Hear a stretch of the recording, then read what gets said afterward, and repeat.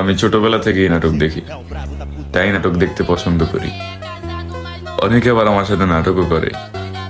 আসলে তারা জানে না, তারা যেই নাটকের অ্যাক্টর, আমি কিন্তু সেই নাটকের ডিরেক্টর।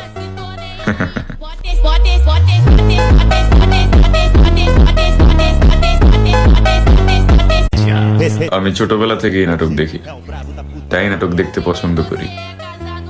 অনেকে আবার আমার সাথে নাটকও করে।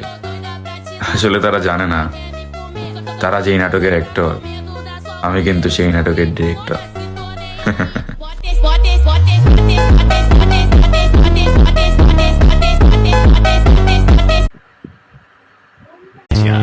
আমি ছোটবেলা থেকেই নাটক দেখি, তাই নাটক দেখতে পছন্দ করি।